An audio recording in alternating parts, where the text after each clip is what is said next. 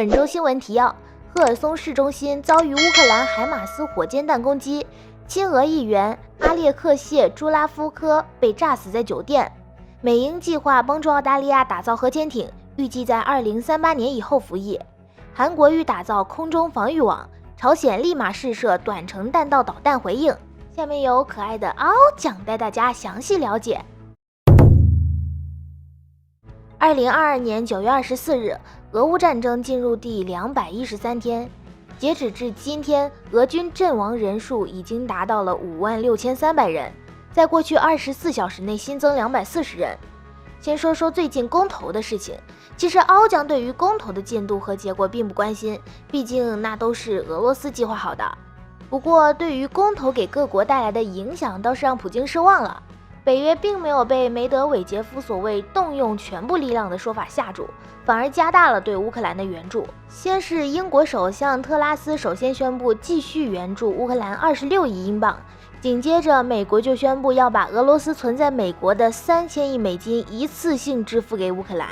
与此同时，美军新生产的1万多枚标枪导弹已经被打包好，准备送往乌克兰。很显然，普京的核威慑失效了。不仅如此，为防止事情演变到不可控制的地步，在24号当天，美军的一架 RC-135S 眼镜蛇导弹观测机升空，至此，美军的3架 RC-135S 全部处于工作状态。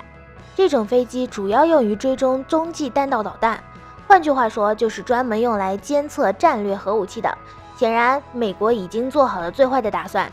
自从普京发布部分动员令之后，俄罗斯各地就频频发生抗议活动，并且这次俄对于青年男性的各种限制出境措施，也已预示着这场动员绝对不只是对一小部分人，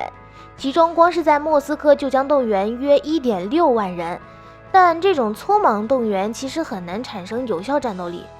有俄罗斯人士称，一些动员起来的男性仅只接受1到2个月的培训就要前往俄乌战场，同时除了自家人之外，俄罗斯还有可能去强行动员乌克兰战俘。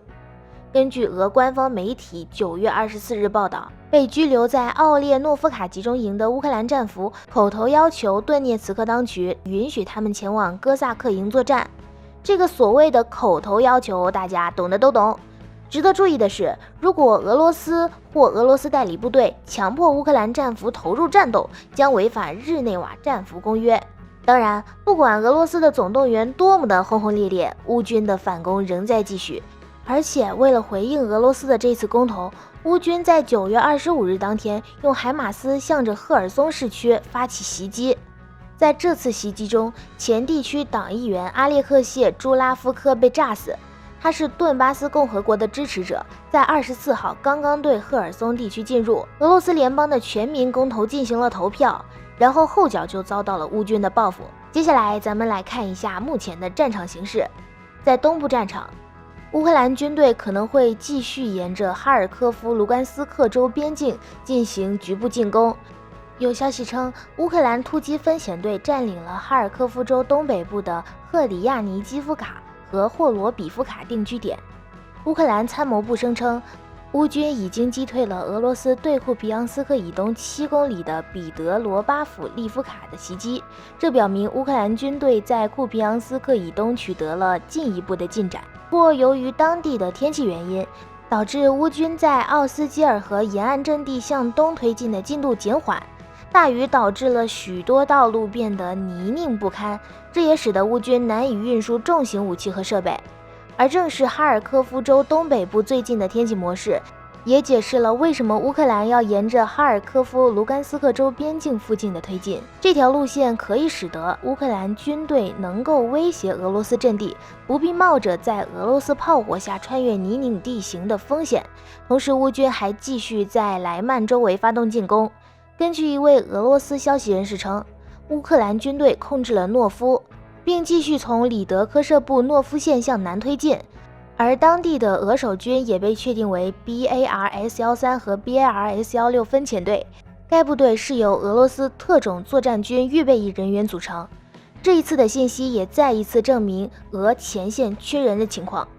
至于东线的俄军，除了每天例行的炮击之外，目前依旧在对顿涅茨克州进行持续攻击。在24日当天，俄军曾先后袭击了巴赫穆特、索莱达尔以及巴赫穆特以南奥德拉迪夫卡等等地区。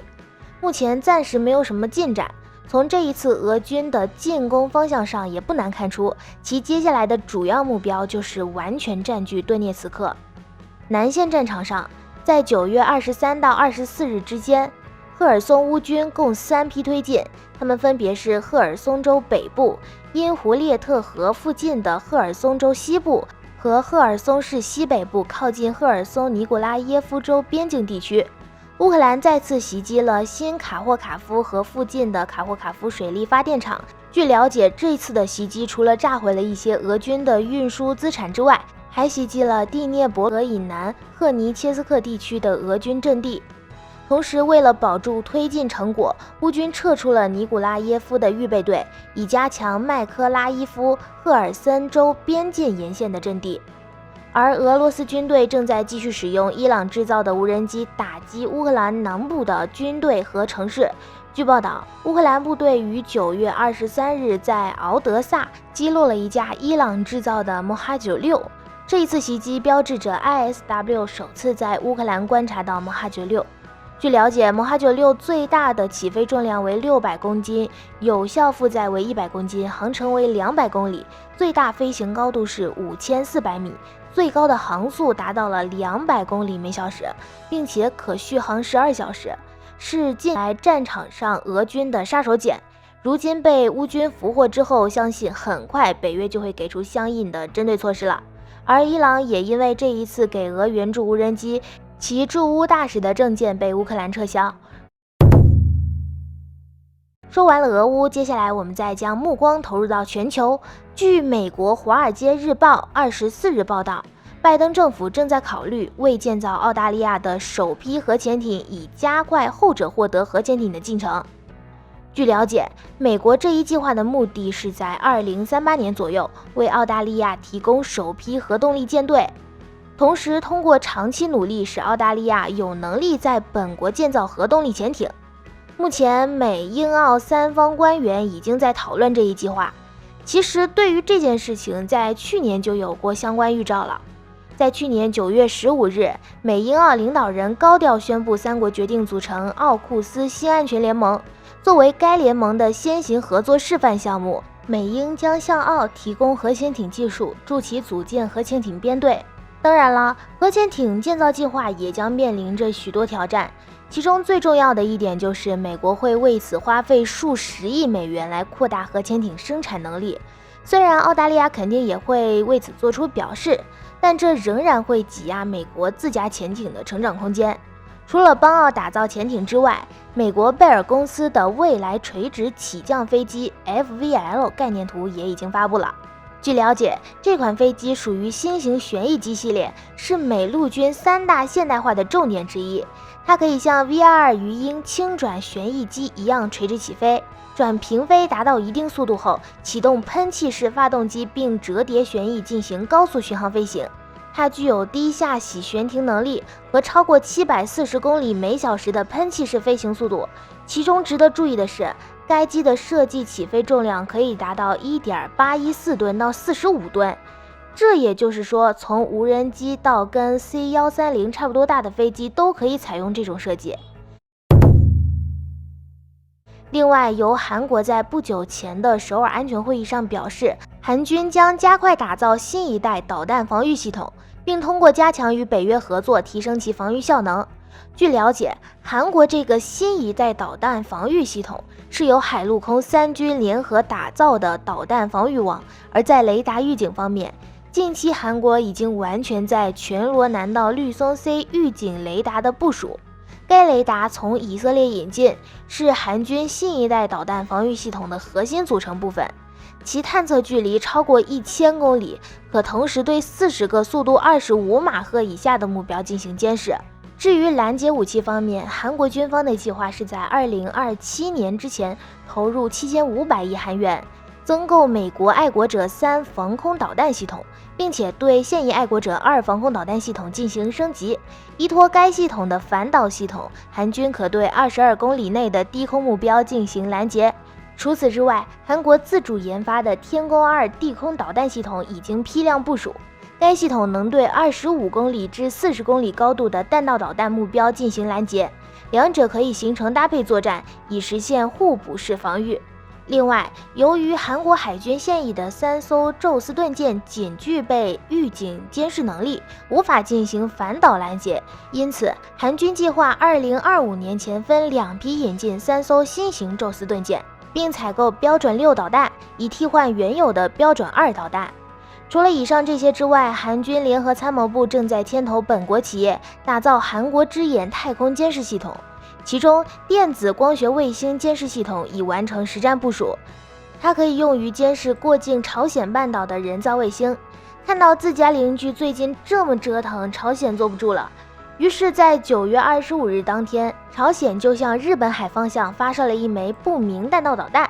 据韩国军方分析，朝鲜这一次发射的弹道导弹应该是一枚短程导弹。其飞行距离约为600公里，飞行高度在60公里左右，速度为5马赫。而这一次的导弹发射已经是朝鲜今年的第19次发射了。对于朝鲜频繁试射导弹，除了韩国表示不满之外，日本也对其行为进行了抗议。